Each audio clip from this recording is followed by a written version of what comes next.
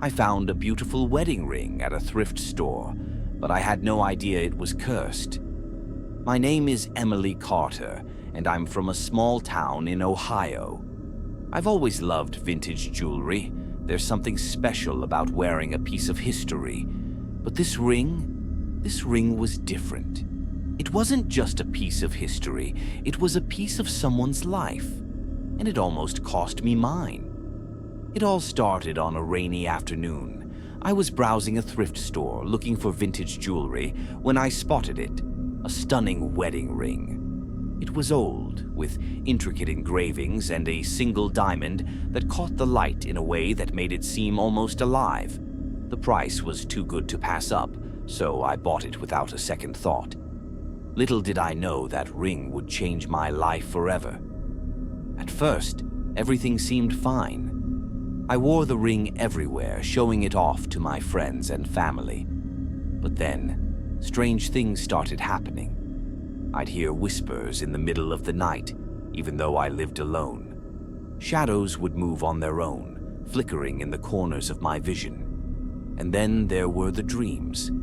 Every night I'd dream of a woman in a wedding dress. She was beautiful, but her eyes, they were empty, hollow, like she wasn't really there. I tried to brush it off as stress or lack of sleep, but the dreams kept getting worse. One night I woke up to find the ring on my nightstand, even though I was sure I'd left it on my dresser. That's when I decided to look into its history. I took it to a local jeweler, hoping they could tell me more about it. The moment I handed it to him, his face went pale. "Where did you get this?" he asked. I told him about the thrift store, and he shook his head. "This ring, it's cursed." The jeweler told me the ring belonged to a woman named Eleanor, whose husband died tragically on her wedding night, took by the evil eye devil. According to legend, she was so heartbroken that she took her own life, cursed the ring, vowing that anyone who wore it would meet the same fate. I laughed it off at first. Curses aren't real, right? But then things got worse. The whispers turned into screams. The shadows started closing in, and the woman in my dreams, she started speaking. "You're next," she'd say over and over again. I tried to get rid of the ring. I threw it in the trash, but it showed up on my pillow the next morning. I buried it in the woods, but it was back in my jewelry box by nightfall. It was like it was attached to me.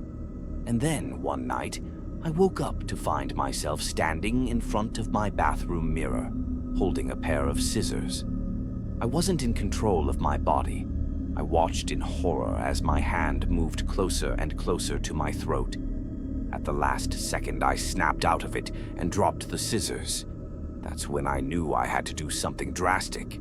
I went back to the thrift store, hoping to find some clue about where the ring came from. The owner recognized it immediately.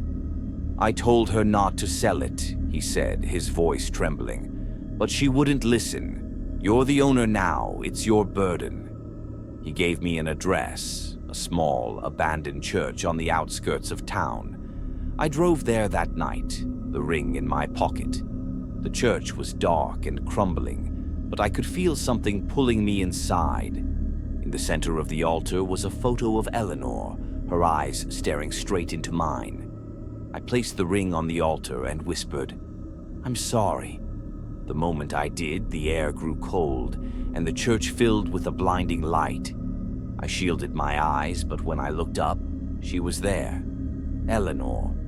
She stood in front of me, her wedding dress tattered and stained, her hollow eyes filled with a sadness that made my chest ache. "Why did you take it?" she asked, her voice echoing like a distant scream. It was all I had left of him.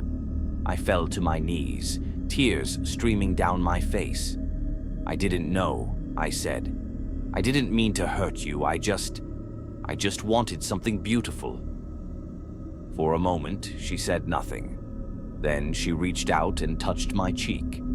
Her hand was ice cold, but there was a gentleness to it that surprised me.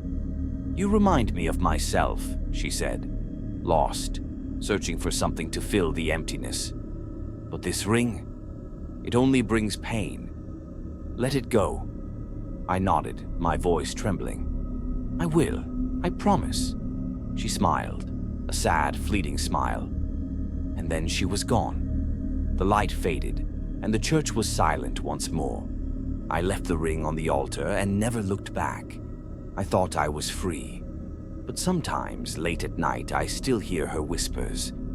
And when I look in the mirror, I swear I see her standing behind me. Not as a threat, but as a reminder. The curse is gone, but her story will always be a part of mine. If you enjoyed this story and want more spine-chilling tales, don't forget to like, share, and subscribe. And remember, some nightmares begin the moment you stop watching. Sleep tight, and I'll see you in the next video.